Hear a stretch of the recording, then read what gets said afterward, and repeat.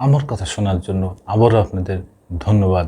Sarjis Alam main সমন্বয়কদের একজন, তিনি বলতেছেন ৩ বিভাগ থেকে কি একজনও নেই মন্ত্রণালয় চালানো, যে কোনো মন্ত্রণালয়? কেন তাহলে নেওয়া হচ্ছে না?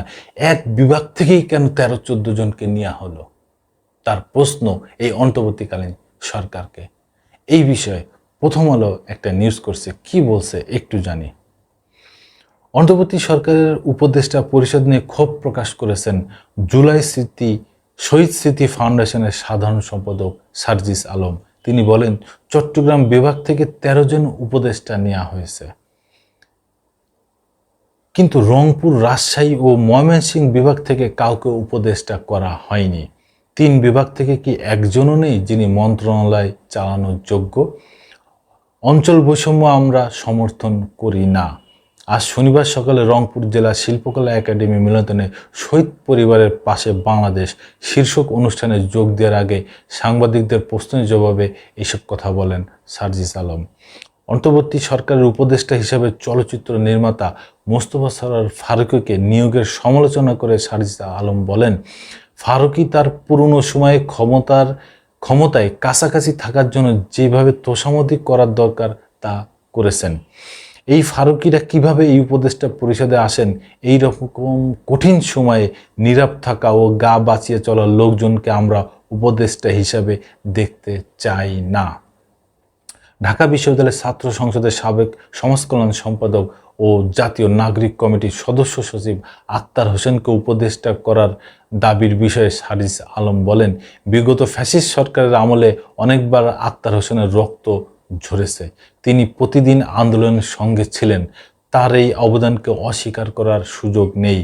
জুলাই অভ্যুত্থানের পর মামলা বাণিজ্য নিয়ে প্রশ্নের জবাবে সার্জিস বলেন, মামলা বাণিজ্য শুধু রংপুরেই নাই, সারা বাংলাদেশে চলছে। আমরা আমাদের জায়গা থেকে কঠোরভাবে বলতে চাই,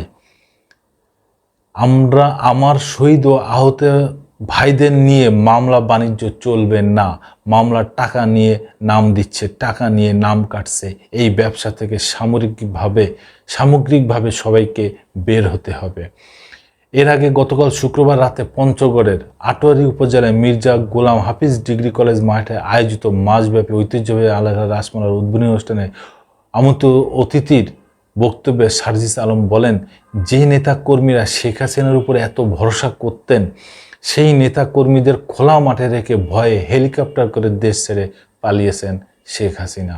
সার্জিস আলম বলেন, আমরা দেখেছি গত ১৬ বছরে আওয়ামী লীগ কীভাবে বিএনপি, জামাত সহ অন্য দলের নেতাকর্মীদের মিথ্যা মামলা দিয়েছে, হয়রানি করিয়েছে, জেল খাটিয়েছে, গুম করেছে, খুন করেছে।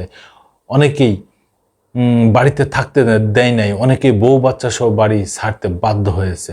অপব্যবহার করে যে কাজগুলো করেছে, এর ফল কি হতে পারে তা খুনি হাসিনা ১৬ বছর পরে স্বচক্ষে দেখেছেন।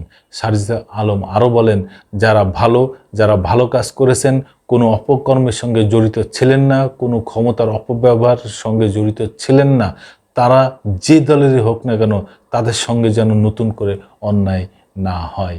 এই হয়েছে সার্জিস আলমের বক্তব্য, যিনি মেন সমন্বয়কদের একজন। ধন্যবাদ। আবার আসবো নতুন কোনো কথা নিয়ে, নতুন কোনো ঘটনা নিয়ে। আমি প্রিন্স।